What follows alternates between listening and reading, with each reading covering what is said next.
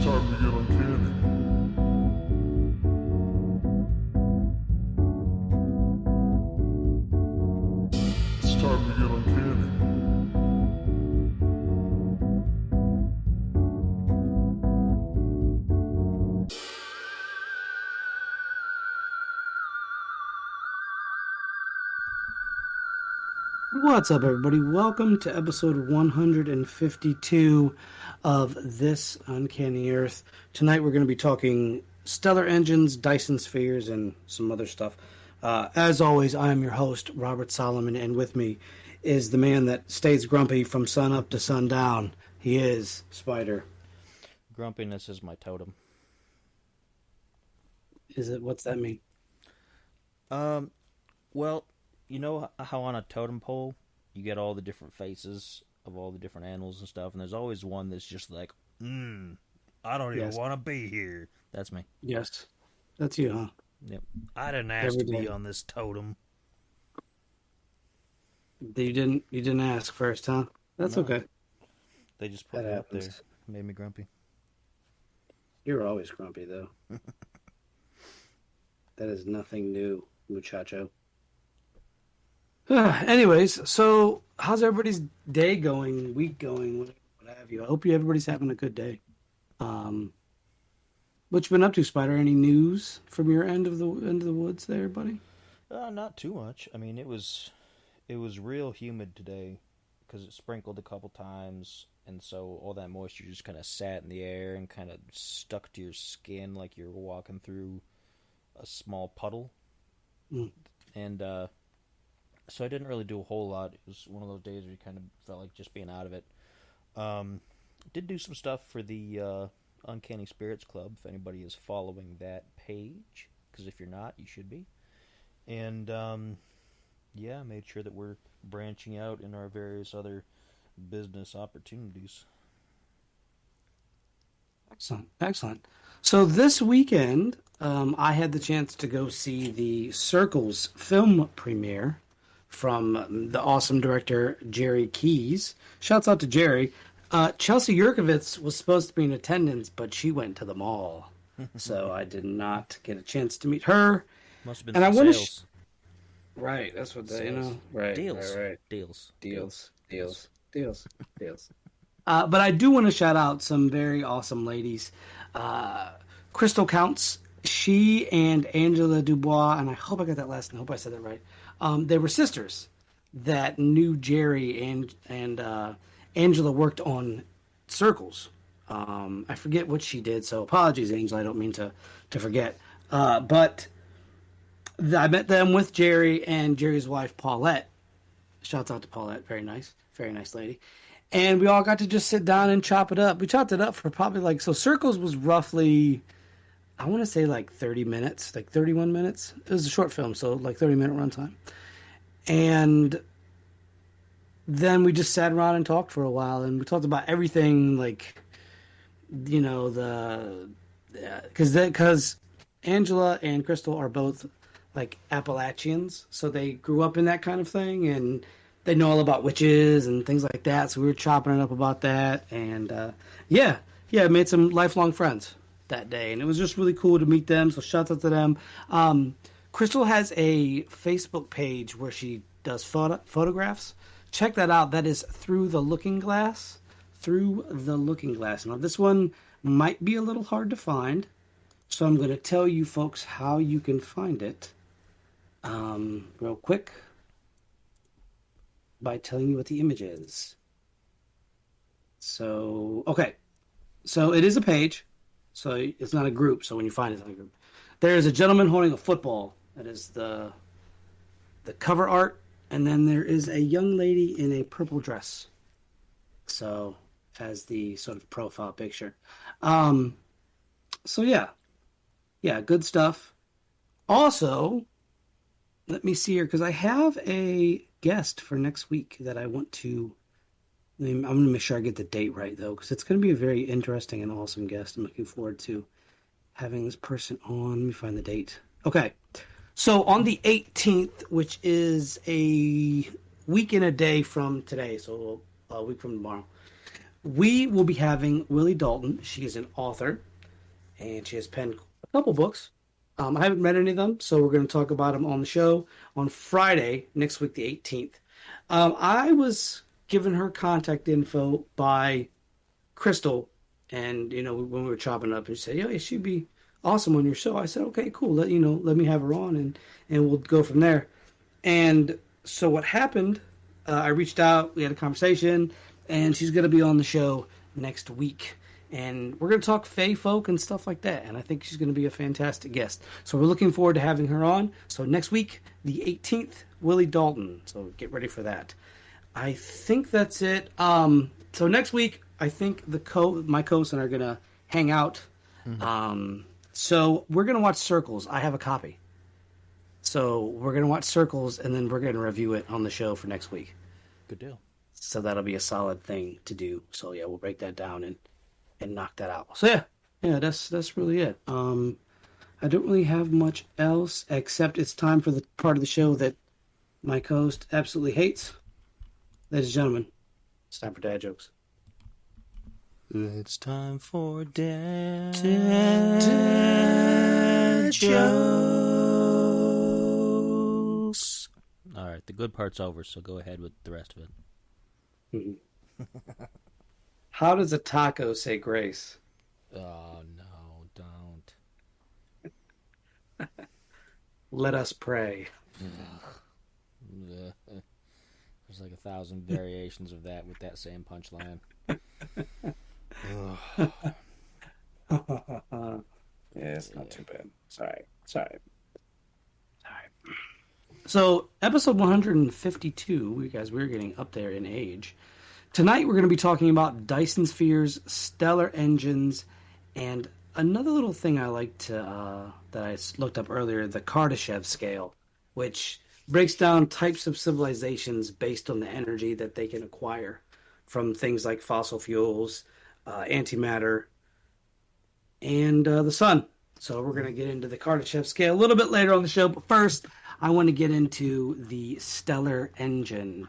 Now, the stellar engine is a class of hypothetical megastructures which uses a star's radiation to create usable energy. Now, some variants use this energy to produce thrust. This enables the star and the system that orbits it to move. And there are 3 classes of that, but let me sort of break this down and walk you guys through what this does. Well, so before what this you get does, too far, we should probably also do a little explanation of what a megastructure is, just so people know what that means. Why don't you go ahead and give them that one then? I'll do that pretty quick. I don't want to break up your thunder, but just in case anybody's like, "What's a megastructure, man?" Well, it's pretty much what it sounds like. It's a very large artificial object, and the limits of precisely how large will vary considerably. Generally, it's something that's much larger than any sort of average machinery in a factory or anything like that. A lot of times, they're used specifically for things like space stations or things that are off planet because of the immense size of these things, and usually they're the result of megascale engineering or astro engineering, and they're generally considered to be anything that's at least 1,000 kilometers in length, 1,000 kilometers, which is 1 megameter, and there you go. That's megastructures. Nice, excellent.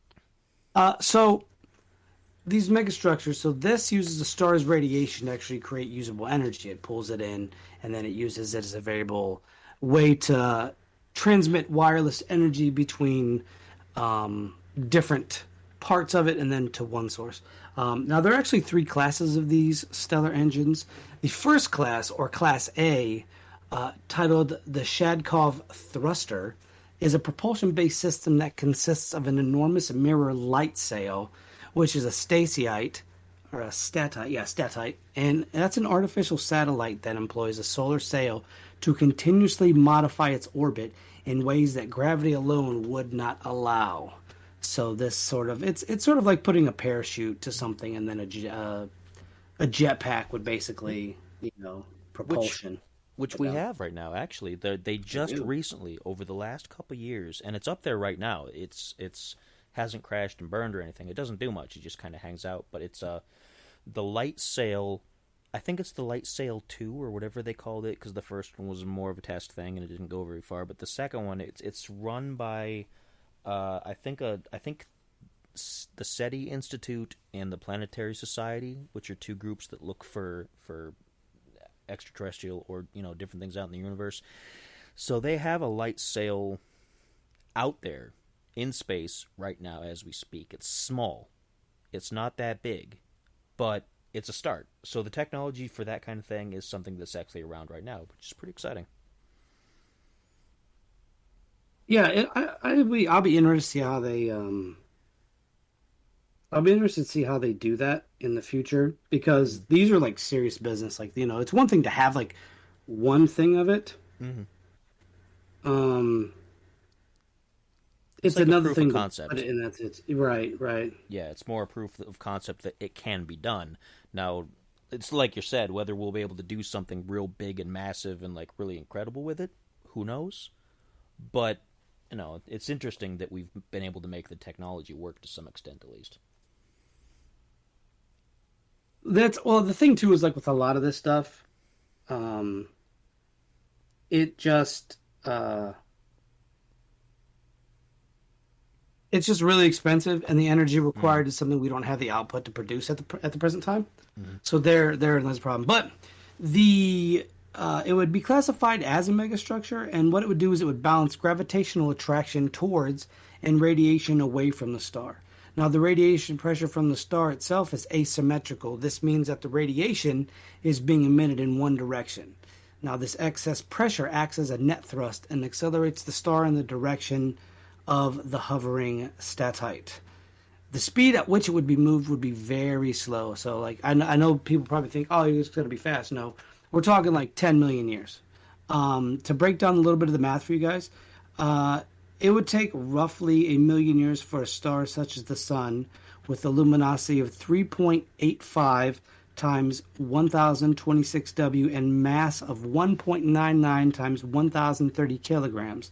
The total thrust produced by reflecting half of the solar output would be 1.28 times 1118 N.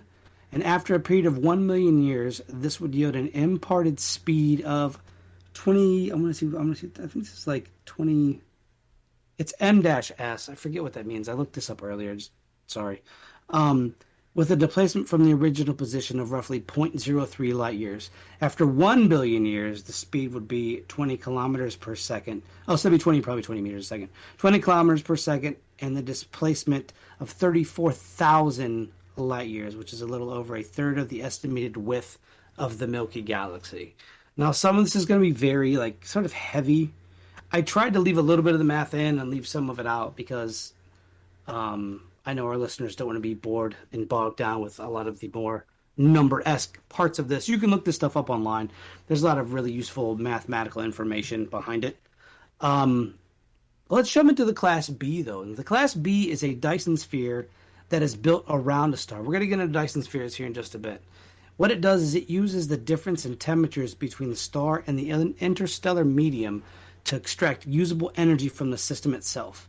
It would use a heat engine. Now, a heat engine is an engine that converts heat to mechanical energy, or photovoltaic conversion of light into electricity. So, let me make sure I got this right. Photovoltaic. I think it's voltaic. Let me make sure. Photovoltaic. Yeah. Voltaic. Photovoltaic. Voltaic. It was I saw it was right the first time. Voltaic. Yeah. That's weird. Photovoltaic. Okay. And that's a conversion of light into electricity, and that would be the cells. And unlike the Shadkov Thruster, a Class B system is not propulsive. The thing with Dyson Spheres that you have to remember is a lot of them or most of them, if not all of them, are built straight around planets. Like stars, not planets, but stars. The thing with a lot of these too is we don't have the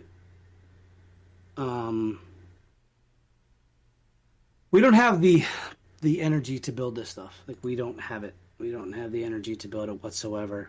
And that kind of sucks because I would love for us to be able to have that kind of power, but I don't think we could. They said that we have enough power if we used all the uranium and it was something else.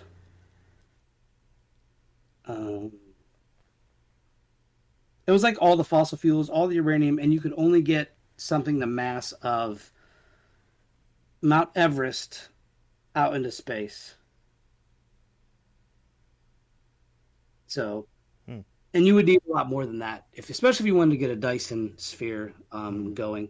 Now, they're talking about building it off Mercury because it's closest to the sun.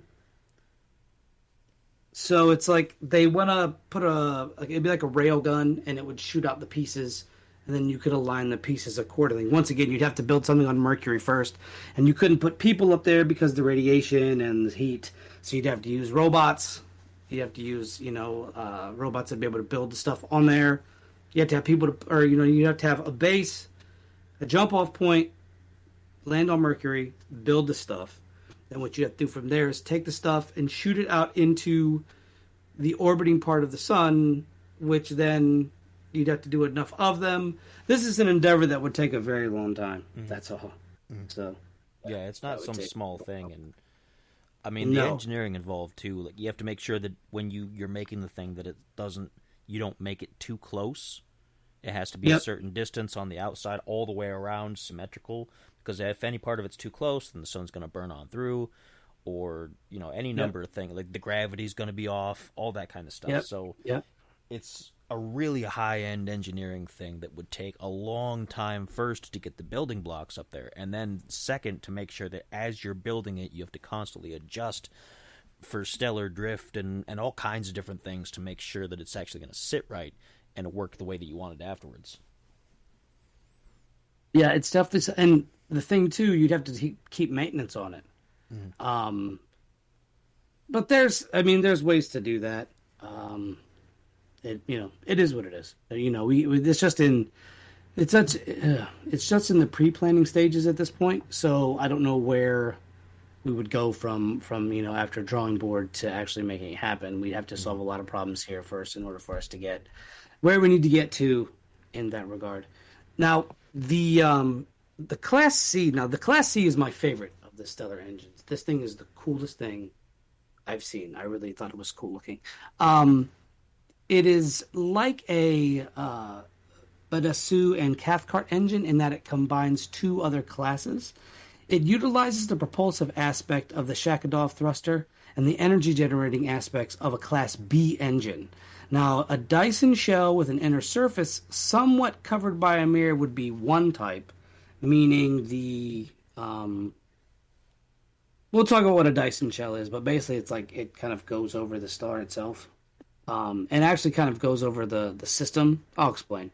A Dyson Swarm with a large stateite mirror would be another, and a Dyson Bubble is in essence Shadkov Thruster that adds extra energy extraction capabilities. Now, the part of C that I really love is the Kaplan Thruster. This thing is a beast. It's a really, really interesting design. If you guys get a chance, you should go check it out. This is a stellar engine that uses concrete stellar energy to excite certain regions of the outer surface of the star and create beams of solar wind for collection via a Bussard ramjet. And now that produces directed plasma to stabilize its orbit and jets of oxygen-14 to push the star. Kaplan estimates that the Bussard engine would use 1,012 kilograms of solar material per second to produce a maximum acceleration of 10 to 9 milliseconds squared, yielding a velocity of 200 kilometers after 5 million years and a distance of 10 parsecs over 1 million years. While theoretically the Bussard engine would work for 100 million years given the mass loss rate of the Sun, Kaplan deems 10 million years to be sufficient for a stellar collision avoidance. And that's what it's all about with the stellar engine.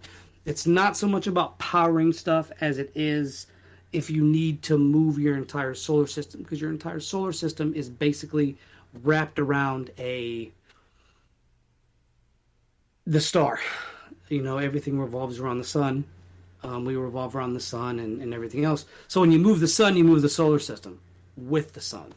So we would just kind of push it. So if we were expecting an extinction level event of, let's say, asteroids or a giant meteor or planetary collision, maybe Nibiru is finally going to connect with the Earth like they have predicted, we could just take the stellar engine and just sort of push the whole solar system in another direction. And really, what that does essentially is allows us to safely explore other systems. It's almost like, and I saw somebody had put this in the comments on a couple of videos I'd watched, and they said, imagine just being in another galaxy and Earth just pulls up. Beep beep. You sad person, get in. Excuse us, my solar system's rolling through here. You got to move yours. Excuse us, sir. Our solar system was here first. No. Bypass. Sorry, eminent domain. Eminent domain. But the thing with that is you'd have to be super careful in order not to collide with other star systems like the Andromeda or the one of the many other galaxies that are next to us. But that would be really interesting, and you wouldn't see it. You wouldn't. So in terms of, like, you couldn't just look out the window and just start seeing things moving, but you would notice little by little. You probably miss out on seeing the North Star. Just little things. And it wouldn't be until your ancestors, a million years. Let's see, if you have, oh my gosh, if you have 10 people that live to be 100 each year for 100, that's 1,000. So, yeah, you're going to be there for quite a long time. Your kids, like super down generation line, would see it. You would not. I don't know if you would see the finishing building of the actual stellar engine itself in your lifetime, especially with how large the Sun is, because it would have to, put that there. And then you'd need different kinds of thrusters first to get there in a quick enough time to make it worth going there to start it to begin with. You can't just spend years in space at a time sending stuff there, and then show up there and find out, oh, half our stuff got screwed up and we sent it off here, now it's busted up, so we got to spend years and years sending more stuff. All the scientists who worked on it are gone now, so now we need new people to study everything. So you would need some kind of, I don't know if you want to call it like a warp drive or a faster than light travel or whatever. You would need something more than what we have capable of getting there and back right now to actually make it even remotely feasible. Yeah, and that doesn't even really that doesn't cater into the fact that you still have to have the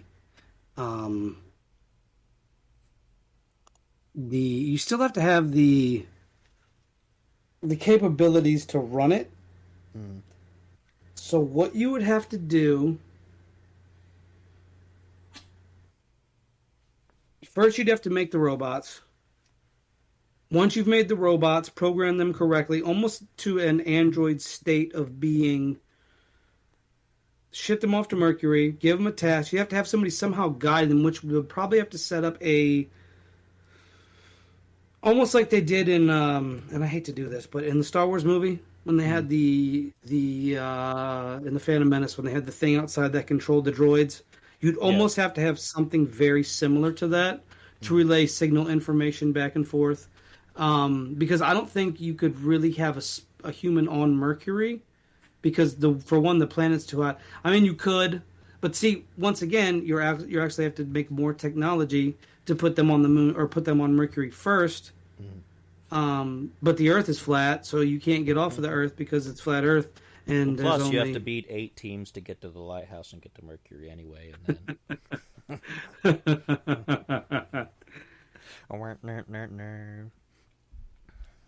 No, it's the fact is there's so much technology that's involved in all this Mm. that it's really we would not see this in our lifetime. No, probably not. I mean, we have some interesting technology that, like I said, we've got some proof of concept things. Like we have the light sail, and we've got a few other things that are really interesting.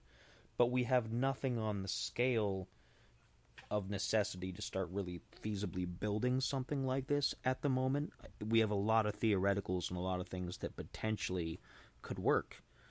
Um, but to get it to work requires a lot more resources than what we have. And besides, we don't have, as far as a dedicated scientific community that's dedicated to things like space travel and exploration, it's very, very, very small. We have multiple countries going to space for different things, but for the most part, they don't work together. When they do work together, they work together with very small teams.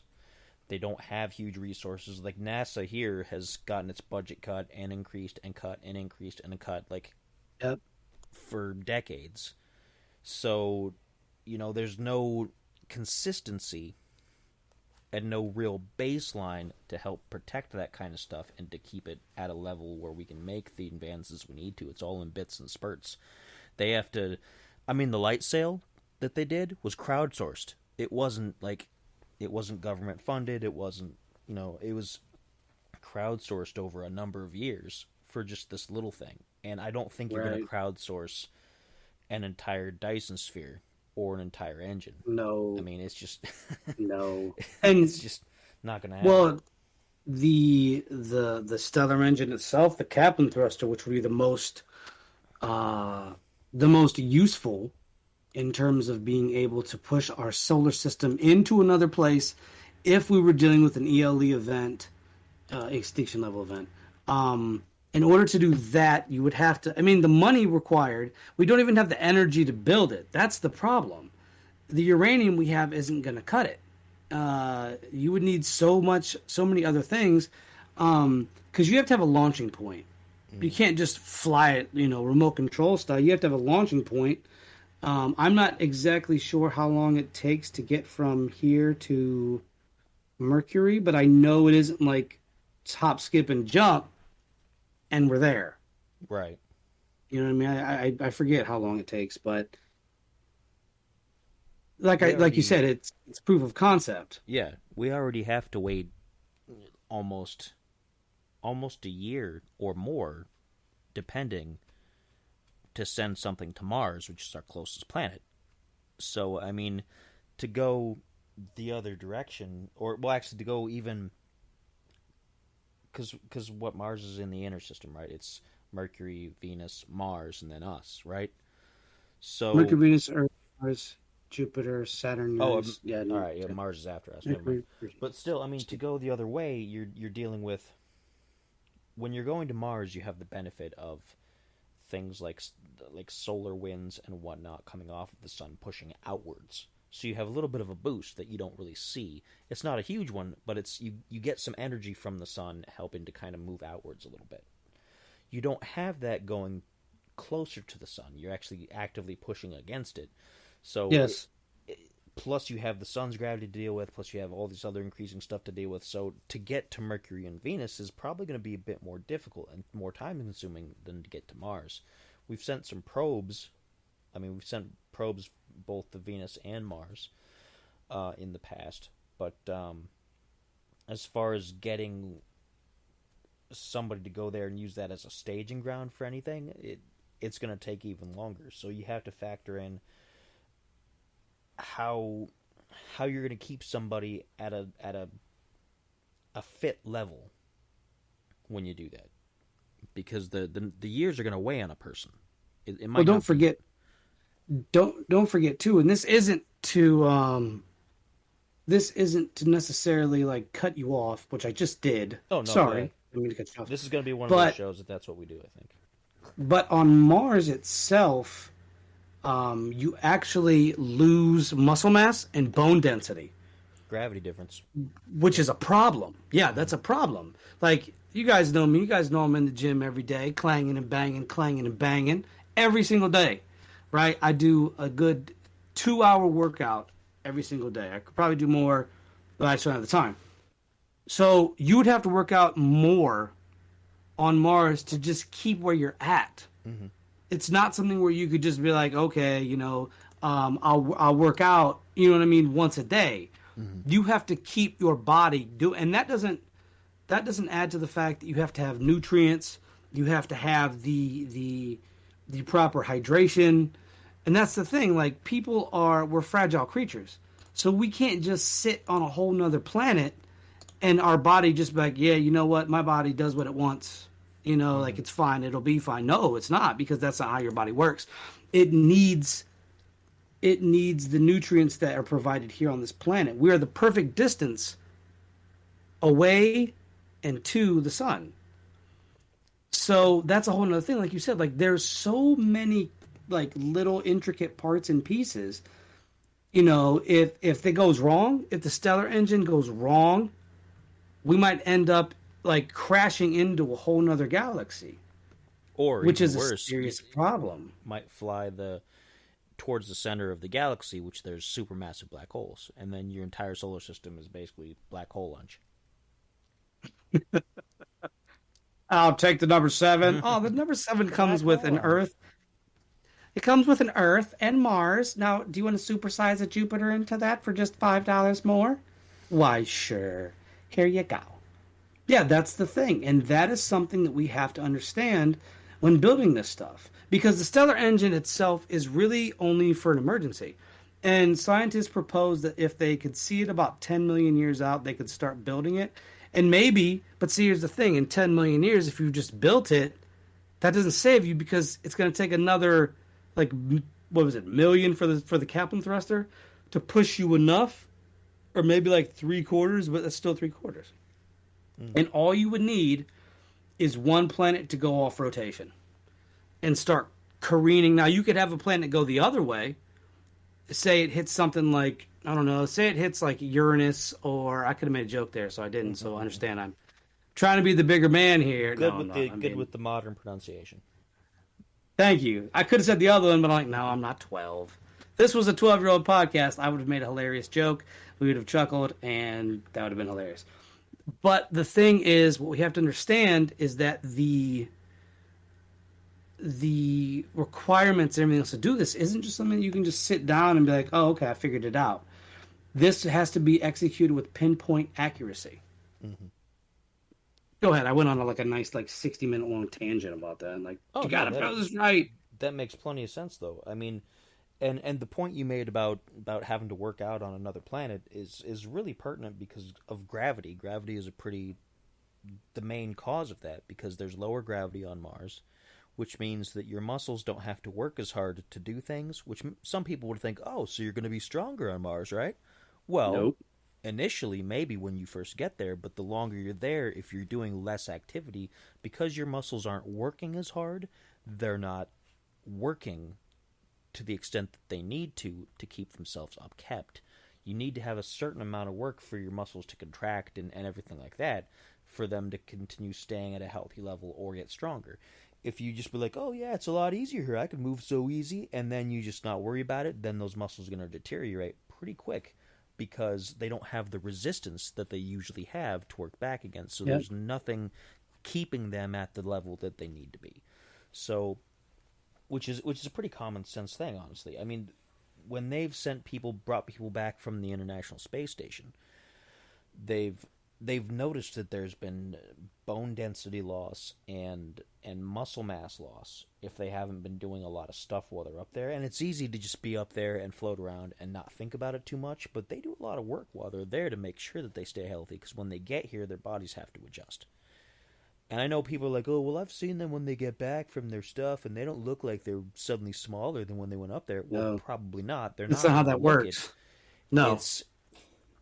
It's going to be how they feel getting back here. It's going to be Yes. harder for them from being in a zero gravity environment to being in a gravity environment. It's going to be more difficult for them to just move around. They might not feel it all the time, but they're going to feel it until they adjust their bodies back to it. And that's the other thing too. I mean, if you're going to go to another planet that's on lower gravity, you almost want to have an artificial gravity where you're going to be that's at a higher level, to make sure that you're still able to do what you need to do without having to constantly take 2/3 of your day as exercise, as opposed to what you might do here on Earth. And on the other hand, too, there's planets out there that have increased gravity that we might be able to try to get to, and you're going to have the opposite effect. You're going to just be Pushed down. Yeah, your joints are going to hurt more. They're going to be pressed harder against each other. You're going to have joint degradation. That's going to increase, and you're going to want to lose mass. Like, the big thing is, like, when you work out, you usually gain muscle mass, so that helps you, right? But if you're on a planet with higher gravity, that muscle mass is going to weigh you down. Which is why in other planets, in some planets you weigh so many pounds. In other planets you weigh more pounds. Just all depends, and that's the thing. Like, that's the intricacies of it too. So I looked this up. Oh, I did not know that. That's really weird. So it would take about 40 days to get from the Earth to Mercury. I don't know why I thought it would take longer for some reason. That's really weird. When they're the closest. So when they're the closest together, it would take 40 days to get to Mars. Or to Mercury. Mars, on the other hand, would take 7 months. So that's really weird. 40 days to get to Mercury. Now, see, that makes this not so difficult to understand, or not so difficult to actually accomplish by setting something up. But once again, your radiation and your heat, that's where it gets you on Mars. That's where they're going to get you, or Mercury. Why do I keep saying Mars? That's where they get you on Mercury. Is that radiation and that heat? I mean, it just makes perfect sense, at least to me.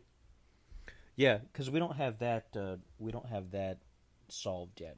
The temperatures on Mercury and Venus are just, and the atmospheres themselves. You got to make sure once you get there, you can't have any rips in the suit. You can't have anything that'll go wrong, because you can't survive out there with what they have. You can't breathe that air. You can't.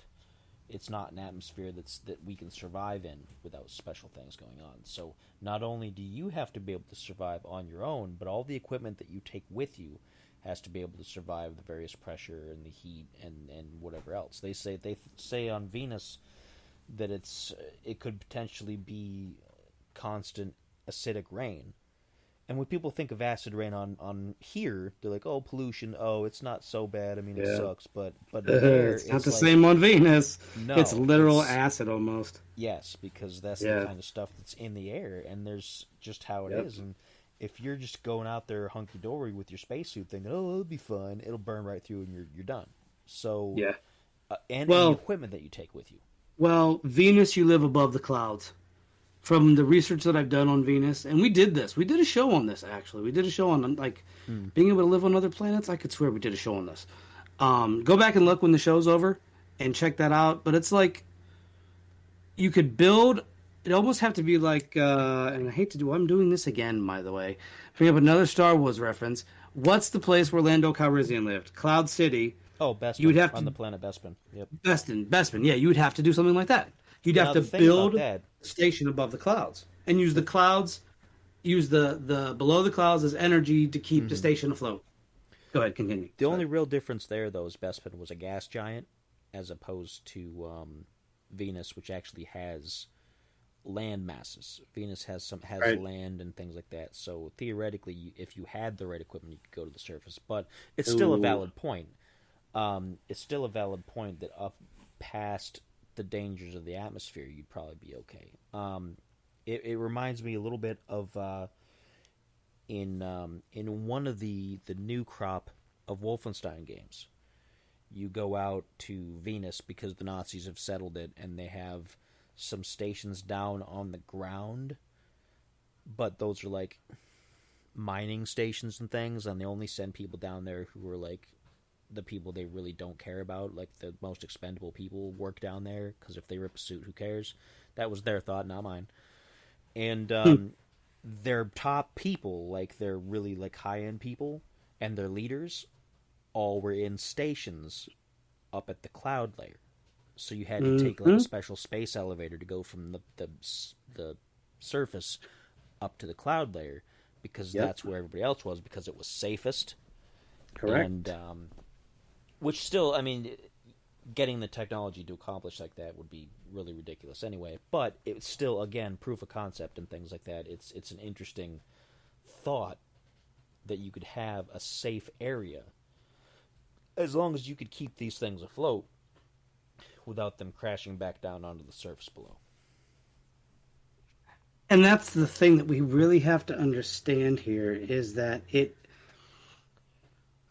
there's so many intricacies that are built into going to other planets. Like Elon Musk, and I'm all for the whole Mars thing. Like, I would love to go myself, right? But you guys know I have a love affair with Mars. Like, I love it. It's just the awesomest planet. But at the same time, the intricacies of me going there are next to impossible. The current shape I'm in is by no means ready to travel in a spaceship. Now, that's not to say I'm just some out of shape person.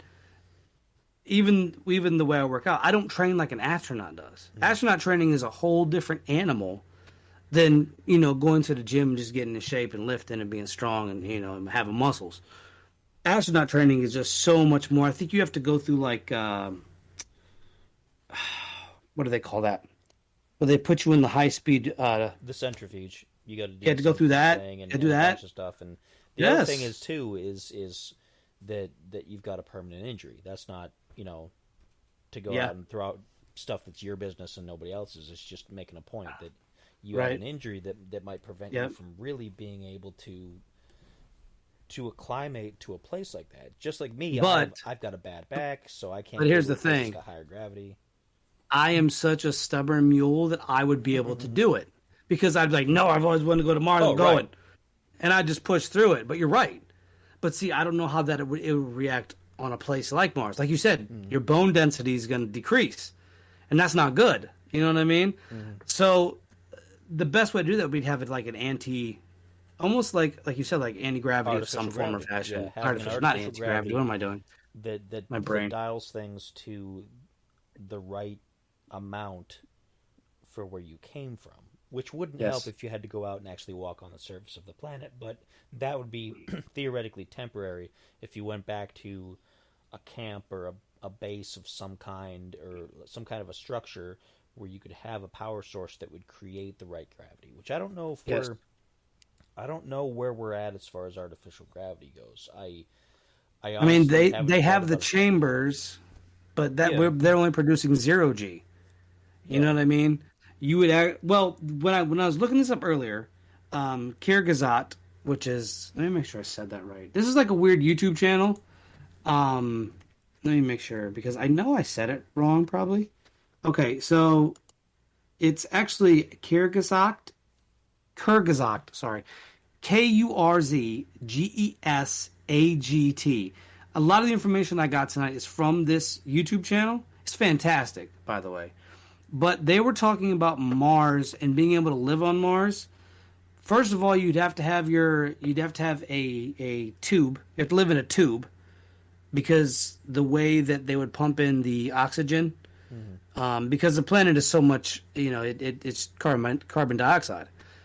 So the way they pump in the oxygen, it has to be in a tube rather than like how we live in houses that has the corners. Something to do with the pressure. Like, it can't handle the pressure. Then that has to be covered with frozen CO2. Then that has to be covered with like dirt. And then because of the radiation. And that's why people can't go out on the surface, is because of the radiation on Mars, because there's nothing to protect that. We have an atmosphere that protects us from the solar radiation that would harm us.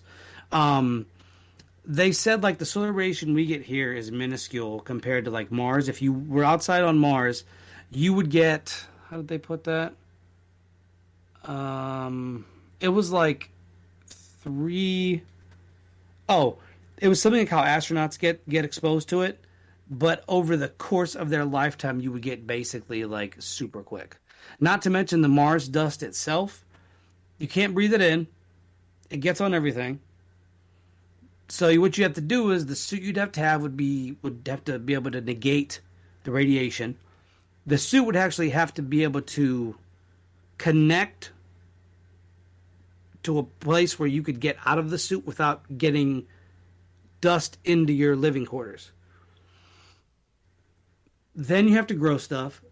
Then you have to do this other stuff. Work out consistently.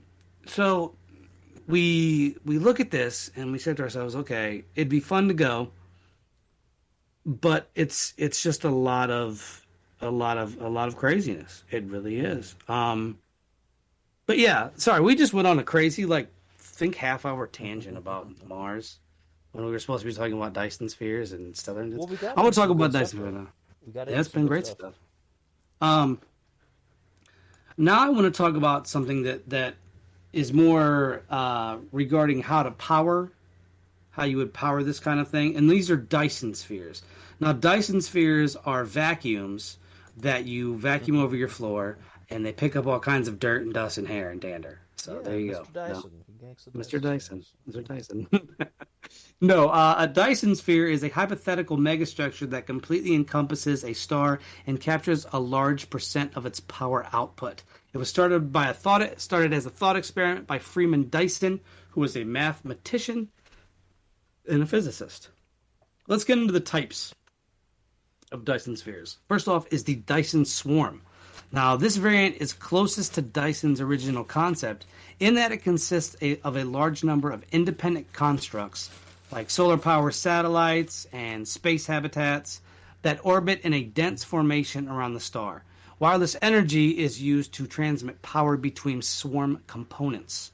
Now, a big disadvantage of this would be the extremely complex orbits of the swarm. A Dyson ring would be the simplest, being that it's just a ring that kind of goes around the planet, much like a Saturn or a Uranus would do. But instead of rocks, it'd be just the statites, and they would just go like that. I said go like that, like people can see what I'm doing. But I'm making a circle with my finger. Right. So that would be the simplest. It only becomes harder when you have to add more structures, because obviously for something like the sun, you need to add more structures in order to pull more energy from it, because you want to pull the maximum amount of energy you could without causing a supernova. Now, the big thing here too is that the eclipses in orbit would cause overlap. Overlap would cause them to sort of crash into each other. Once one crashes into another, it's pretty much a domino effect. Especially if you make it put it as the radius of the planet itself, with all of the swarms crashing into each other. Now, that's going to suck for two reasons. One, if it's habitats, if people are living in some close to these things, you're done. And two, all that money, if it all goes flying into the sun, that's going to be a wrap. Like, you didn't spend how much money and how much resources did you need to do this? The loss of orbital stability is also an issue when adding more elements, and it would alter some of the light emitted by the star. Now, the disruption from a Dyson Swarm, if we would use one, over our sun would not be enough for astronomers on Earth to see it. So while it would affect some of the emissions, it wouldn't cause a serious issue. Now, next up, we have the Dyson Bubble, and much like the Dyson Swarm, the Dyson Bubble would be made up of many independent constructs and built incrementally. Now, unlike the Swarm, the constructs would not be orbiting the star. They would instead be satellites or statites suspended by the use of light sails and radiation pressure to counteract the star's pull of gravity. Now, they would not be affected by orbit since the constructs themselves would be stationary. Now, I said stadites earlier because you could use them in orbiting based on propulsion. Mathematically, you could essentially program it, each one, to move in a certain way. If it gets too close, you enact the thrusters, all through programming. You could do it. It would be very tedious and very time consuming, but you could do it.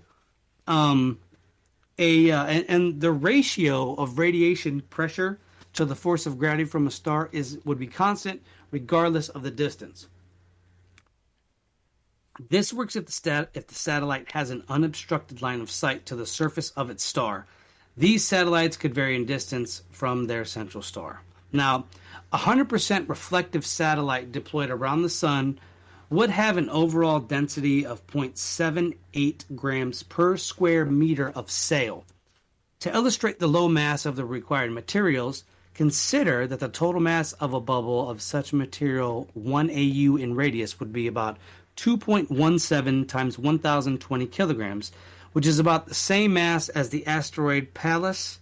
And another illustration would be a regular printing paper has around the density of 80 grams squared.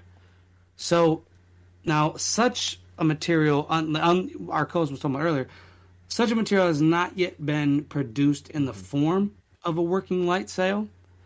The lightest carbon fiber light sail material currently produced has a density without payload of 3 grams squared, or about 4 times as heavy as would be needed to construct a solar statite. Now, a single sheet of graphene, which is the two-dimensional form of carbon, has a density of only 0.37 milligrams per square meter, making such a single sheet of graphene possibly effective as a solar sail. However, as of 2015, graphene has not been fabricated in large sheets, and it has a relatively high rate of radiation absorption, about 2.3%. But still about 97.7 would be transmitted. For frequencies in the upper gigahertz and lower, the absorption rate is as high as 50 to 100% due to voltage bias and or doping. A little bit of there. That was for all my mathematician folks out there, my science folks out there. That's some density right there for people who need to kind of unpack that. Yeah. And a little bit more before we move on. The ultralight carbon nanotubes that are meshed through molecular manufacturing techniques have densities between 1.3 to 1.4 grams. By the time a civilization would actually be ready to use this technology, the carbon nanotubes manufacturing might be optimized enough, just enough, for them to have a density lower than the necessary 0.7 grams, and the average sail density with rigging might be kept to 0.3 grams. A spin-stabilized light sail requires minimal additional mass in rigging.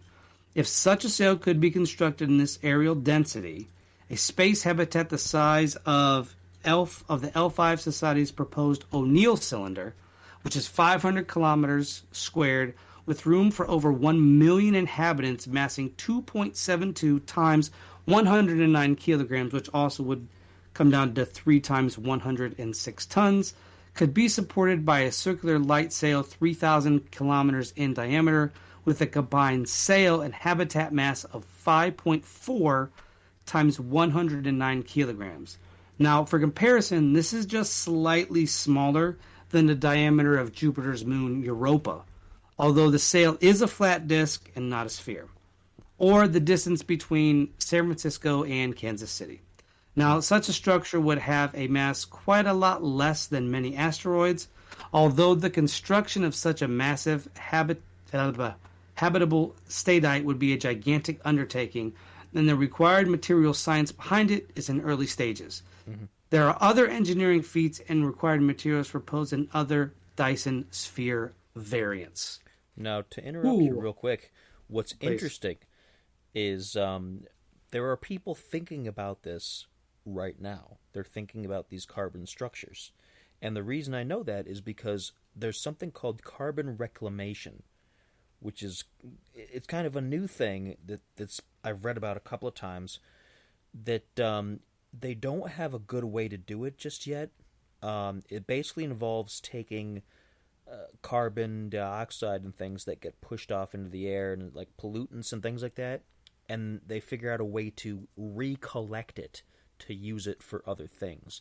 Now, it sounds like, oh well, that doesn't sound too hard, right? But it is. It's really difficult to collect these elements separately from the atmosphere without depriving plants of the food they need, because plants ingest carbon dioxide, that kind of thing. So there needs to be a balance between how that works. Now, one of the big things that I read about probably a couple of months back is once again we have to bring up Elon Musk. He actually has like a bounty, is the best way to call it. He has a bounty out for it, where he's looking for somebody who has the best and most workable carbon reclamation idea, and there's some kind of cash reward involved, and I don't know what it is. It's pretty high. I mean, he's a billionaire, right? So Right. it's not small potatoes. He throws money around like nobody's business, but it's interesting that he's got that thrown out there, because it's not something that's a big thing that people are actively doing a lot of research on. But if it's something that he's doing, like he's looking for a proof of concept, he's looking for something, then that means he has an idea and he wants to start producing something like that, which is a super interesting idea, because that can lead to applications for all this lightweight carbon material. I mean, we already use carbon fiber in vehicles and things like that for hypercars and stuff like that. And the carbon nanotubes is something that gets used a lot in really high-end like mining and all kinds of other applications right now. It's just we don't have a lot of it. We don't have huge stockpiles of carbon. And I believe not long ago... Maybe you don't. Wink, wink, nudge, nudge. Well, you should Maybe let people you know, don't. because there was a carbon No! shortage. It's my carbon. I earned it. There was a carbon shortage, like in such a way that certain products that rely on it, we weren't able to like. One of the governments, I don't know if it was the United States government or somebody, was actually going around to different businesses to ask if they had any leftover carbon materials, like old carbon fiber or anything they weren't using, because they needed it for things, because there was a carbon shortage. And you don't think about elements having a shortage so much. Like, the idea is kind of wild that there would be a shortage of one specific element in the world, despite the fact that there's so much carbon dioxide and things that go on, and so much, you think, oh, well, I can burn something and make carbon, right? Well, sure, but you have to burn something, and then that thing is gone. How much burning are you going to do, and how much carbon are you going to get from it? So it's a super interesting place to be, in that people are trying to figure out a way to reclaim lost carbon from the atmosphere and make something of it.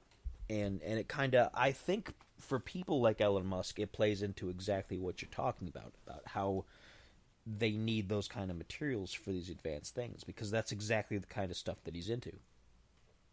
That's the kind of stuff I'm into as well. So, but Elon Musk is a villain, bro. Like, he's straight up a villain. I mean, I that's my guy. Like, I've watched his SpaceX stuff, and I try to like listen to his different lectures and things. But the dude is a straight up Bond villain, like for real. Like, I mean, if you really live, but I'm being funny, obviously. But he's cool. I like Musk. I think that's where we all need to be mentally more than where we're at as a society now. I don't think we're ready for interstellar travel. I don't think people are smart enough to figure it out. People are easily divided by things like race and by politics and by religion and by everything that they possibly could divide themselves against. They do it when they should be coming together and working towards pushing ourselves out into the solar system.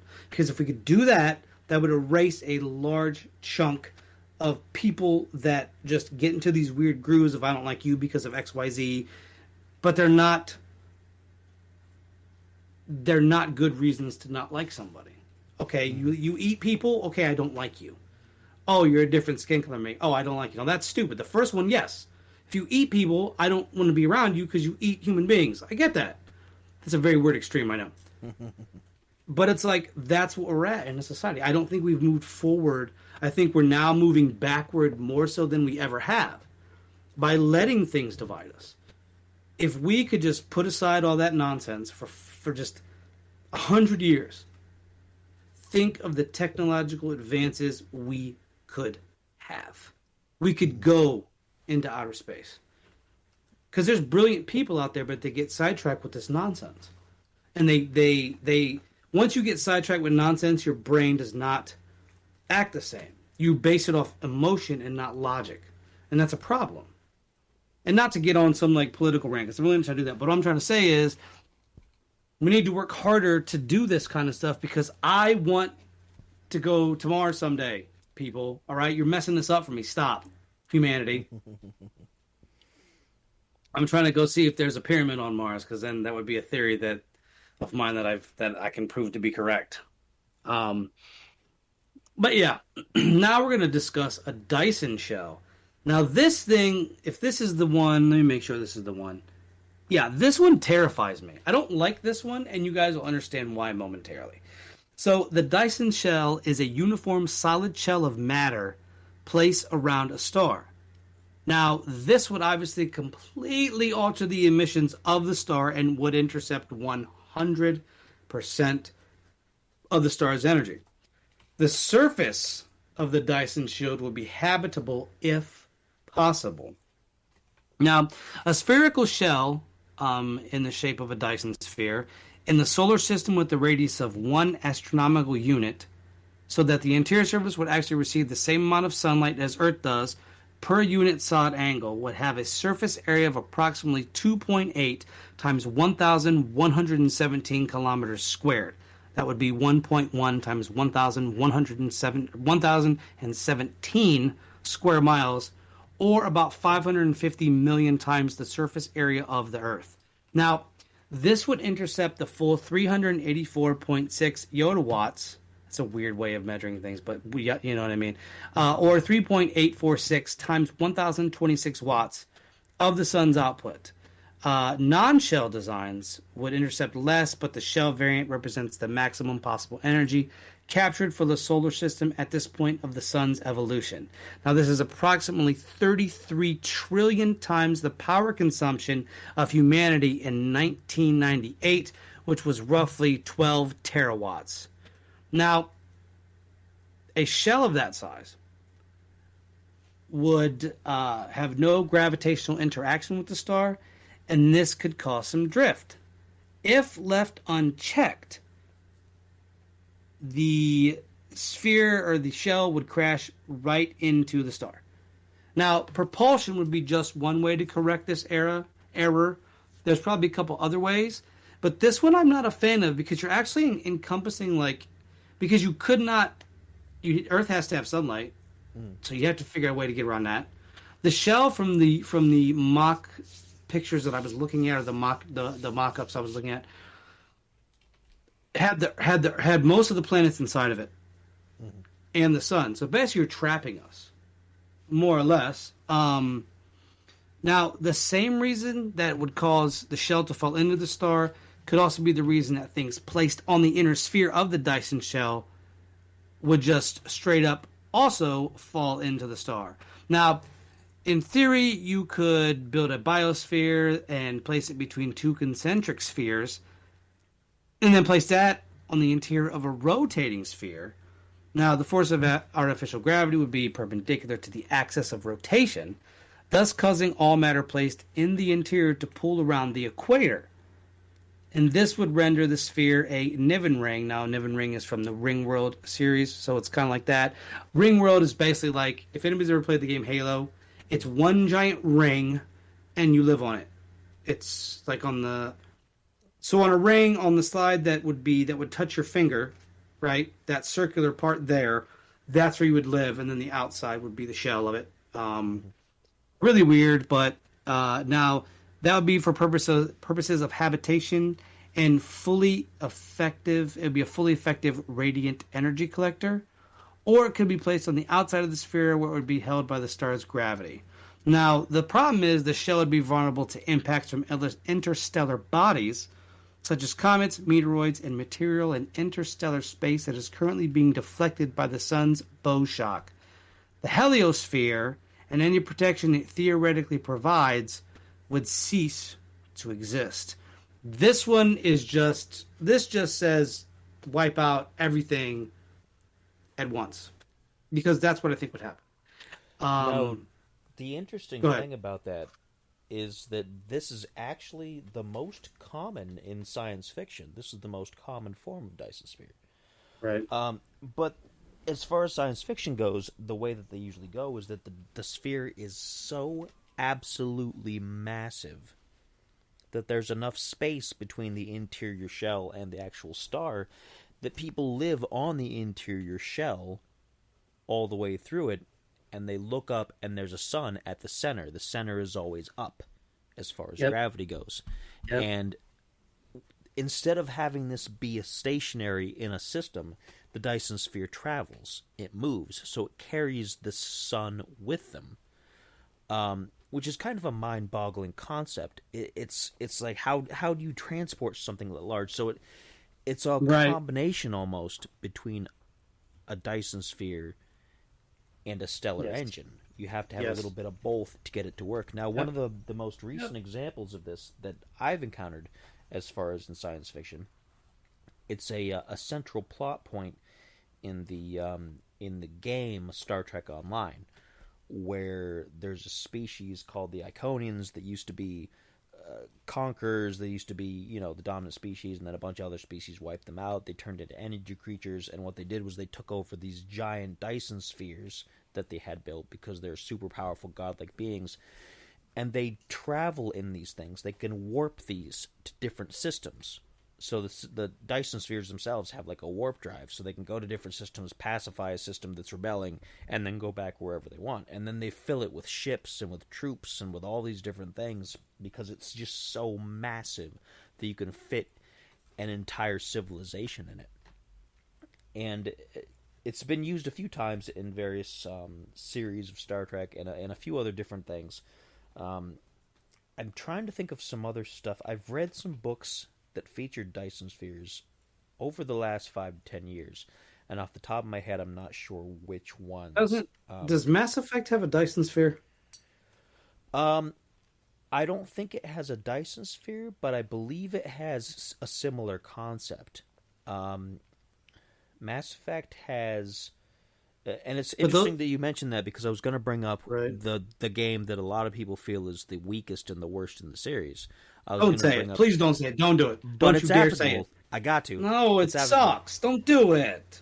Mass Effect Andromeda, the system that you go to, the entire cluster, is actually artificial. It's got big giant machines embedded in every single planet that you go to that run the planet's atmospheres and run everything. And the theory is that the system was actually placed there by some kind of ancient species. And then how would it be placed there? By some kind of a stellar engine. So while the game itself, the plot and all the other stuff, there's a lot of problems with the game. Granted. That's an understatement. But go ahead. The interesting concept in that it ties into our discussion is that a star system could be mostly artificial and placed in an area for whatever reason, or moved around. As far as Dyson Spheres in the game, the rest of the games, I don't believe they got into that. I know they have a lot of planets where there's like embedded technology, but nothing that's strictly like a Dyson Sphere. Similar, I believe they had a Dyson Sphere featured in the Expanse series, which is right now, it's a television show that you can watch via Amazon. But it was a book series before it was a show, and the books are I watched a few episodes of the show, and we enjoyed some of the ones that we saw, but the books are far superior, and they're massive books. Like, each book is 1,000 pages, so they're huge. Ugh, that sounds rough. And there's like I think I tried to read like one books. of them. Yeah, I tried to read one of them, and it was cool at first, but like I just don't have time to sit like there's just so much to it. Like 1,000 pages, bro. Like the only 1,000-page book of fiction I read was The Stand by Stephen King. And even that was like a chore. That was a chore. Like 1,000 pages, man. Like, and I read like probably, I want to say about 50 pages into The Expanse, and it was cool. But it's like, man, this is massive, and I don't have time to just bust through 1,000 pages. Yep. And I'd have to do it like in spurts. And I'm like, you have to read like 100 pages at a time in 10 days. You could knock it out in 10 days, which really doesn't sound too bad because I could probably read 100 pages in a day. That's nothing. You read 25 every couple hours, and you're good to go. But then you got to remember how many books are in the series, and there's like there's at least 9. There might be more. There might be like 12 books in the series. I don't remember. It got pretty big, and I don't remember if I've read the last one or not. I'm pretty sure I still have to read the very last one. But at least on one of the places that they go, it ends up being a giant megastructure that's the equivalent of a Dyson sphere. And there's people that landed on the outside because it looked like a regular planet. They assumed, oh, whatever, this is, we're going to colonize here. Everything goes wrong. The whole planet's poisonous. There's creatures. There's robots. There's all this stuff that causing the problems. And so somebody goes in and figures out a way to activate a transit system to go inside the machinery and figures out what it is. And so that's another common thing as far as sci-fi too, which is really super interesting. That's, like I said, it's the most common science fiction version of the Dyson Sphere, and yet it is the most difficult to actually conceive and create. Right. Because it has to be so large and logistically has to be at such a big capacity to fit around and perfect. The star. Uh-huh. And geometrically in line with everything else. Now, I got 2 more of these before I want to get into our next topic, and that is the Dyson Net, which is just a web of cables strung about the star that could have power and heat collection units strung between cables, and what is known as Bubble World. This is an artificial construct that consists of a shell of living space around a sphere of hydrogen gas. The shell contains air, people, houses, furniture, ... A gas giant, in theory, could be enclosed in a solid shell, and at a certain radius, the surface gravity would be terrestrial, and energy could be provided by tapping the thermal energy of the planet. On October 2015, Planet Hunter's citizen scientists discovered unusual light fluctuations of the star KIC 8462852, captured by the Kepler Space Telescope. The star was nicknamed Tabby Star after Tabitha S. Boyajian and the initial study's lead author. The phenomenon raised speculation that a Dyson sphere may have been discovered. Further analysis based on data through the end of 2017 showed wavelength-dependent dimming consistent with dust, but not an opaque object such as an alien megastructure, which would block all wavelengths of light equally. Now, that's another thing I want to touch on real quick before we get into the Kardashev scale, is that we are looking at this from a human being perspective. Because we can't look at it in any other perspective because we are human beings, so we have our own biases and we have our own conclusions that we will come to because we are human beings.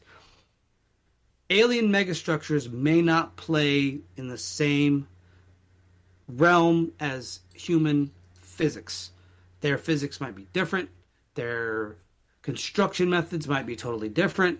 So it's interesting that they said it might not be an alien megastructure, but they can't speculate for sure. And I think that is a very interesting thing.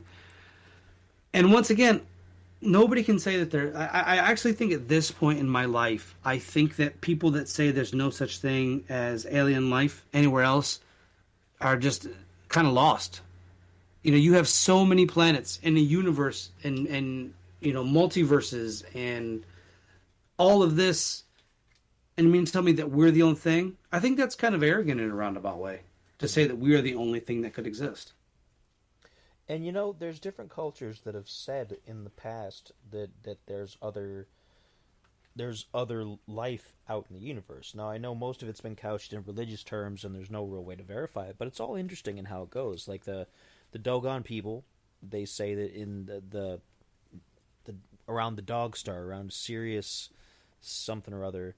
B. I think it's Sirius B. It's Sirius B. Yeah, Sirius B. They say that there's a civilization there that came and brought them the knowledge of the stars and everything like that. Then you have, of course, ancient Mesopotamia of the Sumerians who said that their gods came from the sky, from Nibiru and whatever. And then you also have, where was it? It was just there before I started talking about the Dogon people. Um, oh goodness, now I forgot what it was. It was a really good one. Come on. Sumerians, Dogons, Sumerians, Dogons, Aztecs, Incas, Mayans. I mean, all of them say that their gods came down from the skies, which what does that tell you? I mean, if there's not a space station up there that we can see other than ours, then where else would they have come from the skies? Oh, here it was. There it is. In Judaism, in specifically in the Kabbalah, this is like old Judaism. Mysticism. It's Judaic mysticism. They say that this Earth is a sphere that's built on a long succession of other spheres that came before. And it doesn't mean that, like, they said, okay, well, this one sucks, put another one on top of it. It's not like a layer of stack of spheres. It's a series of different spheres, which you can say possibly could be planets, that theoretically God worked on first before he got to us. And ours is the only one, or at least the first one, that he kept as a success. Supposedly the previous spheres are all dark and inhabited by demonic creatures, which is really interesting, because it doesn't mean that they're like, oh, well, there's a hell here and there's a heaven here and there's this. It almost reads exactly as if there's multiple planets and multiple civilizations before this one. And then you have to wonder, well, was somebody traveling from all of these, and this was the first one where maybe the terraforming worked, or maybe the first colony that took, or who knows? What are the other ones like? So the concept of there being other planets inhabited by things really is out there in a lot of other societies. You just have to kind of dig through some allegory and some other storytelling constructs to find out. It's very interesting you bring that up. I had something like that happen last night, doing research. Very interesting. Anyways, let's talk about something that I find fascinating, and that is, well, I said about most everything we do. So, and that is the Kardashev Scale. Now, the Kardashev Scale is, or was, proposed by Nikolai Kardashev. The Kardashev Scale is a method of measuring a civilization's level of technological advancement based on the amount of energy it is able to use. There are roughly 3 initial types. That's type 1, type 2, and type 3.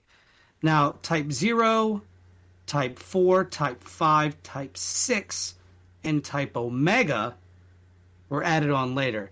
Now, there is also a subscale between each number in the form of like 0.1, 0.2, 0.3, 0.4, 0.5, 0.6, 0.7, 0.8, 0.9, and then it would go to 1. And I might get into those at a later time, but to get into each one of the, I mean, doing this is going to take pretty much probably the rest of the show. And it's all theory anyway. Like a lot of this is guesswork, like what they assume. Yes. Like, you can't read it and be like, oh, well, they say this, so there must be evidence of this. It's just it's like every other thing out there. They're assuming that based on what we already know with our own power requirements, that this is how things would move as far as technology advances. So keep that in mind as you're listening to all this. Yes, please keep that in mind. Like I said, and I'm going to go over each type of civilization. The first 3 are the ones that were the main, and then the other ones were added in later on. The first one is a Type 1 civilization. Now, a Type 1 level of technology is almost the level that we have here on Earth. Earth sits at 0.73, so we're not quite a 1 yet. And it is defined as one that can harness all the energy that falls on a planet from its parent star. Obviously, the sun is our parent star, but we can't harness all of its energy. Now, Type 1 energy development can come from a large-scale application of fusion power, antimatter energy, or renewable energies. We don't have that capability yet because we cannot access the energy, all the energy that comes from the sun. Mm-hmm. We access a bit of it through solar panels and things like that. So we can't. Solar is just Yeah. it's very expensive still. I mean, you see a lot of ads say, "Oh, you can do solar for cheap," and yeah, in small scale, you can do solar for kind of cheap. And you The get like upkeep, government kickbacks and all these like yeah, tax credits and stuff. And and the upkeep is pretty obnoxious after a while because if they break, they're not easy to replace. You have to replace a whole section. You can't just replace a tiny panel. You have to replace a whole section. right. And the recycling of solar panels is horrendous. There is no real good way to recycle them either. It's a really serious issue as far as that goes because if they break, it's just another pile of junk. It's not something that's going to break down in a landfill or anything. You can't repurpose all of it. Sometimes it's just a total loss, which means it's just this big chunk of broken material going nowhere. So until they solve that problem, it's not going to be as widespread as people hope it's going to be. Yep, 100% facts. Next up, we have a Type 2 civilization. Now, this one is capable of harnessing the energy radiated by its own star. For example, using a Dyson Sphere or a Matryoshka brain. Now, Matryoshka brain, this is really cool. I learned this today. This is something I learned today. So you guys get to sharing it with me. It's a hypothetical megastructure of immense computational capacity powered by a Dyson Sphere. The concept of a Matryoshka brain comes from the idea of using Dyson Spheres to power an enormous star-sized computer. Fantastic. That just seems so cool to me. I feel like a little kid, how excited I was to read that, and I was like, oh my god, that'd be just a computer as big as the sun. That's In the essence. Terminator. That's Skynet. Yeah. It's That's straight up. No, that's not even extinction. Skynet at this point, bro. That's like, that's you wouldn't know it, but that's like Blame almost. It's a manga. Like it's this big giant mega structure that's like has synthetics living in it, and it's computerized, and it's all this like, and it reaches from the Earth to the moon, and this Killy goes through this. Oh, it's great. Blame. It's really good. There's no words. If there are, I think there's like maybe a few sentences here and there throughout the entire like volume. And manga goes in volumes. Not to get off on a tangent, but my manga goes in like a volume. So volume 1, 2, 3, and I'll have like so many chapters in it. It barely has any words, but it's such a good manga, and they have like something like a Matryoshka brain sort of thing. Now, a Type 2 civilization can also use the same as a Type 1 civilization, but on a much grander scale, involving other planets. As to where a Type 1, it can use its star to power its planet, but a Type 2 can use that same star to power another planet, another planet, another planet, and their own planet. A Dyson Sphere or Dyson Swarm could be used as well. And the next one, this is cool. This is something else that I'm like really giddy about this. I'm really excited. This is my kind of thing here. You feed a stellar mass into a black hole, and you would collect the photons emitted by the accretion disk, which is a structure formed by diffused material in orbital motion around a massive central body. You could also just collect the photons from it. Star lifting, this is another cool thing. That is a process where you remove a substantial portion of a star's matter in a controlled manner for other uses. Antimatter is likely to be produced as an industrial byproduct of a number of mega-scale engineering processes and could be recycled. And in a multiple star system of a sufficiently large number of stars, you'd absorb a small but significant fraction of the output of each individual star. So it'd be like if the sun was close to us, and then there was another star where Saturn and Jupiter and Uranus were, they could harness that sun's power, we harness this sun's power, and just fractions of it, and yeah, that's pretty cool. Now, a Type 3 civilization. This one, I mean, they just get cooler as you keep reading them, but this is really awesome. It is in possession of energy at the scale of its own galaxy, meaning it uses the galaxy and can power its civilizations with the galaxy. This civilization has access to power comparable to that of the luminosity of the entire Milky Way galaxy. Think about that for a second. The entire Milky Way galaxy. Like, legit. Very cool. Once again, Type 3 civilizations, much like Type 2, can use the same techniques employed by a Type 2 civilization, and obviously a Type 1, but that would be going backwards. That wouldn't make any sense to use a Type 1, but applied to all possible stars of one or more galaxies individually.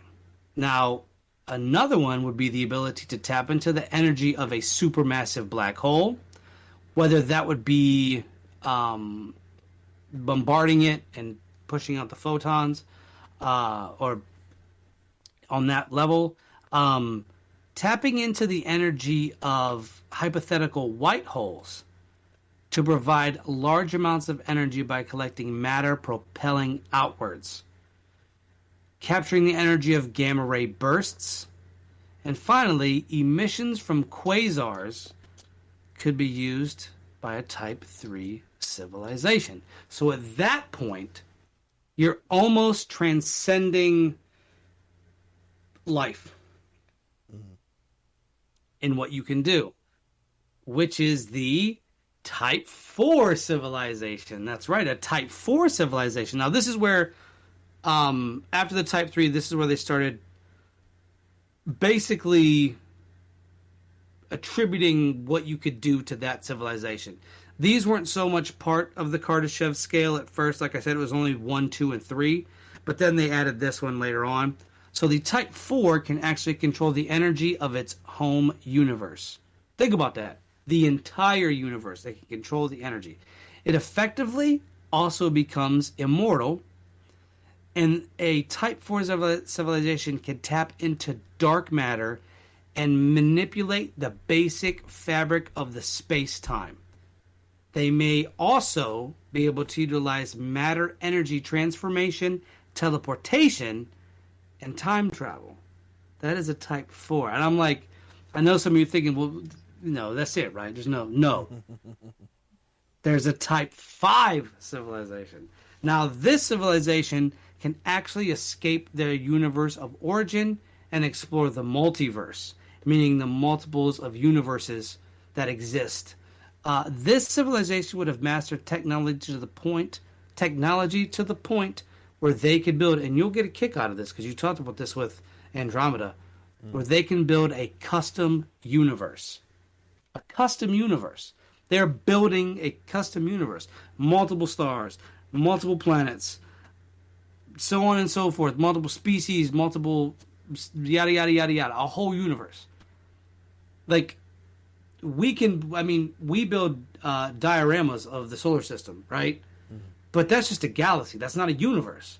This is universal construction, which is legit the coolest thing I think I've read today. Like, I want to build a universe. Now, again, just to remind everyone, these aren't real. Are all theoretical, hypotheticals, based on yeah. our understanding of our technology and how it could theoretically advance beyond where it's at now. And also, when you get to Category 4 and onward, you start getting into somebody was really just sitting around, like, imagining every possible thing that they could do with advanced technology, and whether any of that is realistically possible in any sort of way, who knows? So I don't want anybody getting any ideas out there be like, what? Well, you just said... No, it's okay. It's just, calm your brain down a little bit. There's not, as far as we know, an advanced civilization that's playing around with this stuff, but you should probably make sure that your door's locked tonight anyway, just to be safe. Lock your car doors, too. Lock your car doors. I don't know if it's going to help, but do that. And get your pet spayed neutered, too. Yeah. I don't know if it's going to help, but it's good advice. Make sure you always have a towel. Make sure you always have a towel handy. Hey, I got a towel for you. How can you guys bring a towel? Come on. You always need a towel. Bring a towel. Yeah. So, Type 5. Let's do it. A Type 5 civilization. I think I already talked about this. No. You just did that. Move on to the next one. I didn't. No, I got to finish it. You just jumped in. Oh, yeah. Right. They can escape their universe of origin and explore the multiverse, okay?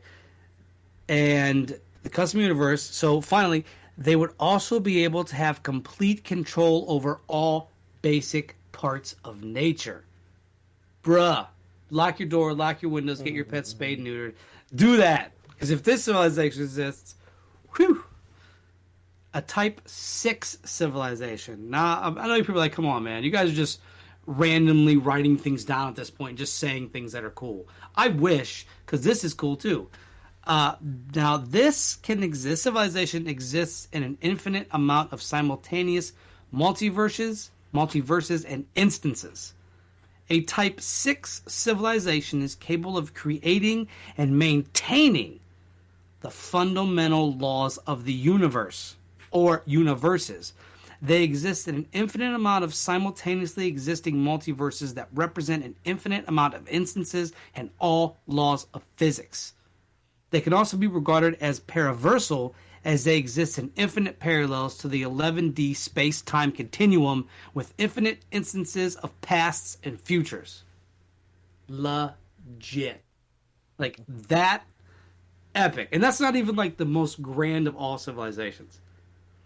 That's just one step below like the most grand of all civilizations. And I am a little giddy, I admit it. This next one is probably the coolest sounding name of a civilization, like probably I've ever heard, I think. And that is the Type Omega civilization. Now, the Omega is the traveler of all universes, multiverses, and megaverses. This is the omniverse, which is every single universe, multiverse, megaverse, paraverse, 11D dimension, and first realm. Such power would actually come from an individual, mind you, rather than a civilization. Reason being, the civilization would have transcended and merged into a single mind that would encompass all thoughts and all timelines, thus being omnipotent, omnipresent, and omniscient. This is effectively God. At that point, that's what that would become. I'll let y'all soak that in for a second. Now, before everybody gets excited about thinking, oh man, we could advance that far, remember something we talked about a few shows back, actually. We were talking about, what was it, the Fermi Paradox? Yes. And something else. And there's been some new thoughts on why we're not finding civilizations out in the universe. And one of the sobering ones, that's one of the real, like, ugh, that sucks kind of thoughts about it, is that the reason we don't detect other civilizations is because they have already gotten to a point and then become extinct. And that most of the universe nearby us, the reason we can't contact any other civilizations, is because any and all civilizations in our immediate neighborhood, stellar-wise, have all gone extinct already. And there are no civilizations because they rose, they fell, they died out, which theoretically could happen to us. So that's a really kind of like, kind of opposing thought to the Kardashev Scale. The Kardashev Scale shows that how far a civilization could go unimpeded if like all the best things happened and everything progressed the way it was supposed to.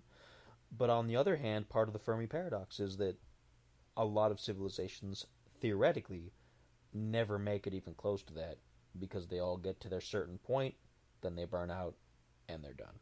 So there's a lot of back and forth on that. There's you got the positives and you got the negatives in there. And right now, we're kind of just sitting on an in-between in there. We're not advanced to be real high on the scale, but we're not too advanced to fall prey to our own problems and to collapse as a galactic society. So we're kind of in a really rough spot, I guess, as far as that goes. Now, I do want to talk, and I'm gonna bring that up, what you just said.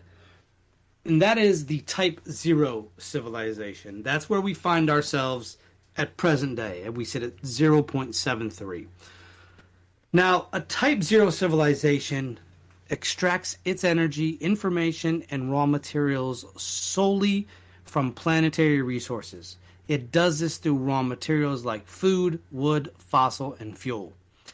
There are pressures via natural disaster, selection, and societal collapse that creates the extreme risk of extinction. It is capable of orbital space flight. In fiction, Societies that fail to improve social conditions, environmental, and medical understanding concurrently with other advancements frequently accelerated their own extinction. Just like you talked about. Just like you talked about. And like I said, we reside at 0.73. Mm-hmm. And like I said before, not to get too political, but I don't see us moving to that one. Because as it stands, I'm going to pull this up real quick because I want to see the Type Zero civilization.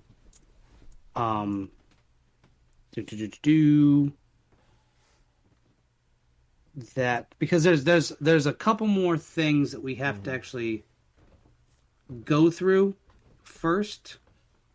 I just had it. Sorry. There's a couple other things that we have to go through before we can actually hit that level of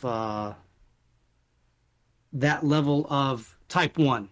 And if you guys give me just a second, I can pull that up. There we go. Okay. Okay. No, I already got it. You're good. Yeah, you got it. Yeah, I got it. So, okay, it's 7 at 0.7. We have the age of scarcity, which is socio-economically primitive, where individuals devote most of their time to creating wealth for themselves and society. Money is an essential form of exchange, and holidays are time spent away from one's usual area of residence. The internet is the first true global network. Optical character recognition allows billions of paper books to be digitized. The 3D printer emerges, first particle accelerators, first nuclear fusion, high and low temperature superconducting, and the race towards absolute zero. First prototypes of quantum computers, optical computers, and biocomputers. There's a little bit more. Early space race towards nearby planets and moons. Now, at 0.8, you have publicly available genetic engineering, 4D printed materials, level 5 autonomous, and electric vehicles become the norm, vertical farming, lab-grown meat, space elevators, quantum computers, optical computers, and biocomputers are widespread. 3D printers can print organic materials. You have the first understanding of dark matter and dark energy. Nanotechnology breakthroughs with disease reduction and sending miniature objects to nearby stars. And at a 0.9, you have space-based solar power, potential weather manipulation, orbital and lunar internet, interactive holograms mark the end of the smartphone era, planetary defense against near-Earth objects, global-scale engineering, and first megastructures in space habitats.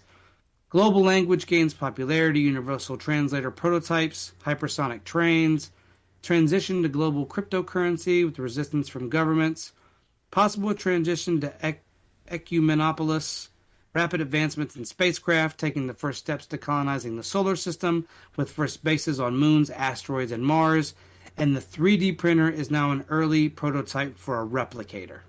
So there you have it. We would need to go through 2 sets, and we just hit 0.7, and we're in the early stages of 0.7 at the 0.73 mark. And it's interesting because a lot of things that you mentioned in the 0.8 and the 0.9 are things that are being researched right now and things that are being tested right now. Not everything, but there are like a bunch of things that are being looked at that apply in those areas. So we could theoretically make some leaps from where we are into either one of those categories relatively quickly.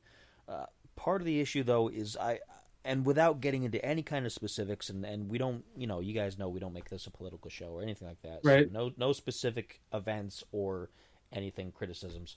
We're all really super divided right now. Like, the world as a whole, this planet, this is probably the most divided along country lines and political lines and ideological lines that we have been since the 60s, which is a relatively small time span, honestly. Like, let's see, 40, 60, 70, like 80 years or so, give or take, is not that long as far as the age of the universe or the age of a planet or the age of a civilization or anything like that. At all. But for us here, it's a generation. It's at least a full generation, and this is the most divided worldwide that we have been since then. And that could go different directions. It could go things could get very, very worse, which, being a cynical person myself, I have to view things as kind of like, it's going to get worse before it gets better. But on the other hand, it could get better. I mean, and I'm that guy. It'll get better. People are just dumb. They have to wake up. But it'll get better. It's just right now we're in a really tough spot where, at least for a few years, it's going to suck. Honestly, that's where we're at. We're at that trough area where everything kind of sucks right now. And there's not much you could do about it. You got to kind of just go with the flow and just, work the best you can to keep your own attitude better, so that maybe your attitude can make other people feel better, and maybe this wave of positivity is going to help a lot of people see things a little bit differently and be like, okay, we're going to pull ourselves up out of this little trough we're in, and we're going to move upwards. Okay. How soon that's going to happen, I don't know. Like I said, right now, and I think a lot of people out there would agree with me, that right now just about everything sucks. But we're not everything. Here. There's some good things. That's why I said just about. Just about. Not everything. Things. There is a lot of good stuff happening, and I think we, as far as our media and as far as our trolling on the internet, we focus too much on everything that's bad that's happening. Yeah, that's true. I think if we kind of stopped paying as much attention to all that bad stuff and all the constant barrage of, this terrible thing happened, everybody should be afraid of this. This politician did this thing, everybody should be mad. This thing happened, be upset. If we stopped kind of listening to that overall just constant barrage of like bad, I think we personally might start feeling a little bit better, and we might act a little bit better. And things might slowly start becoming a little bit better because we're not sucked into that little black hole of everything's really kind of crappy. So you should use that black hole and get energy from it. Right. And so forward thinking. And I guess excuse my little life coach rant I've got here. Your soapbox. Get off your soapbox, bruh. But the only way, really, that we're going to reach those categories is to not be so divided with each other. And that starts with you guys. That starts with each individual person taking a good, solid look at what's around you and being like, you know what? I don't hate those people over there. I don't hate this thing over here. This thing really doesn't make me angry. Everything's really all right. We're all unique, but we're all the same. We're all people. We can get through this. Come on, let's go do this thing together. Hey, you over there, come on, come help us. We're going to do this thing. It's going to be awesome for everybody. And once we start getting into a mindset of that spreads, then I think we can start reaching those heights that theoretically are possible. If we just kind of let that stuff go and just be like, you know what, we're not really that different. Yes, I'm me, you're you. We've got our own personal things. We've got our own cultures, but we're all people. And we're all on the planet. We're all on the same planet. Let's just work towards getting something done collectively. Let's get something that we can all be proud of done. And everybody who doesn't like it, we can tell them to just leave. Be like, hey, you know what? You don't like it? You can go to Mars or whatever. And then when we get to Mars, we'll tell you to leave there too. What? I got to say, man, for as grumpy and as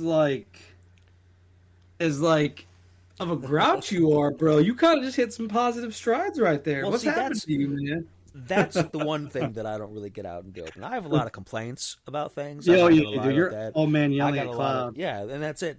But I have a vision of the future that, while I'm really cynical and I have so many doubts that it's going to happen, I still look towards it. I still look at this idea that we could come together as a group of collective people on the same level, on the same wavelength, and be like, you know what?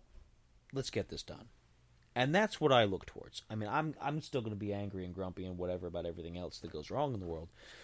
But on the other hand, I'm still going to be able to look at it like theoretically. That's my hypothetically, that we could all, if we just stopped worrying about this and this and this and all these little things that really don't matter, that we could really create something good as a species.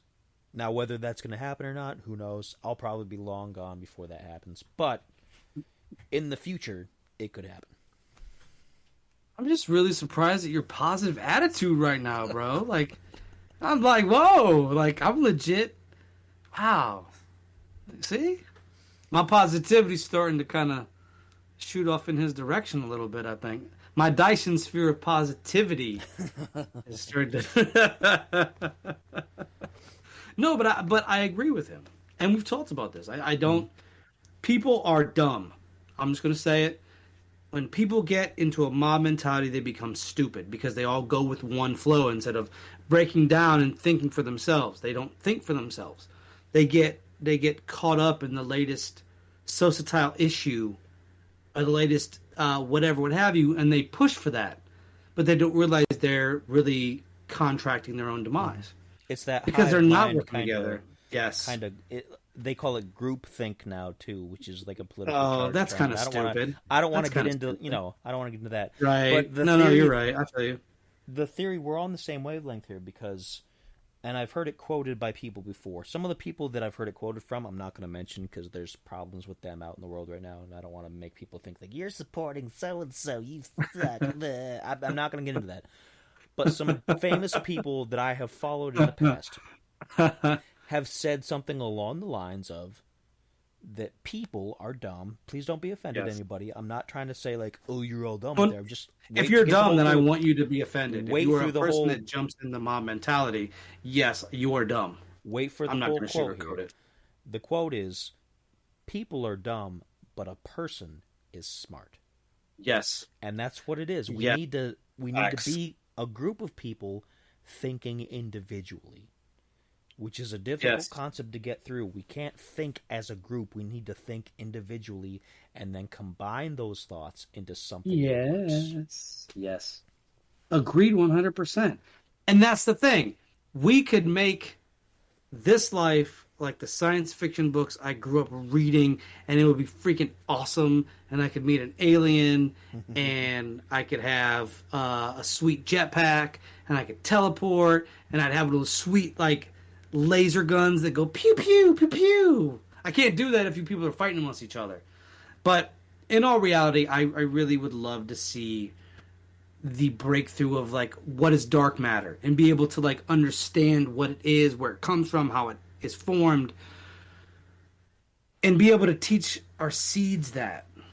Do you know what I mean? Like, that's important. I think our seeds need more of that sort of instruction because of the wonderment of space and how beautiful it is. And I mean, I don't know, every kid, in my opinion, myself definitely included, has looked up. I still do this to the skies and been like, I want to traverse that. I want to traverse the space waves. I want to go to these places. You know, I grew up watching Cowboy Bebop, and I watched Outlaw Star, and they would go out into space, and they would have these big space, like, refueling stations, and inside of those refueling stations were, like, bars and restaurants and shopping plazas, and I always thought that was so cool. And I still think that's cool. I'm still a kid at heart when it comes to that kind of stuff. And I really wish we could get on that, because I would love to be able to do that. Like, you take a date out, like, come on, girl, we're gonna go to Mars to get a hamburger or something, or we're gonna go get the hover sandwich, which I still can't eat in the air. No, you can't eat it the way the kids do. The way the kids do it is insane. It just drops to the floor every time. They have their pants pulled up all the way over their head. It's really weird. But that would be so cool. Be able to, like, just teleport to a place and just be like, let's go here and let's get a sandwich. I don't know, man. It's a weird romantic viewpoint of this. And right now, being able to do that. Right now, honestly, we're more on par with some of the other kind of sci-fi stuff. Like, right now, we're on track to be like Blade Runner or Dystopia, right. Or just like, there's so much technology that's really amazing, but we're all just like dirty and we don't care, and we're just using it for pornography and stuff. And it's kind of like, right, it's a shame, right. You know. So I mean. Easy. Go either way. No details. Easy. No details. Easy. But we can go different places. Jeez Louise. And No, and you're right. You're right. We have VR and we're like, I gotta see what's on the internet. I'm not gonna Yeah, finish that. it's like we got all this stuff. What are you gonna use it for? Oh well, I got some ideas. Oh, that's disgusting.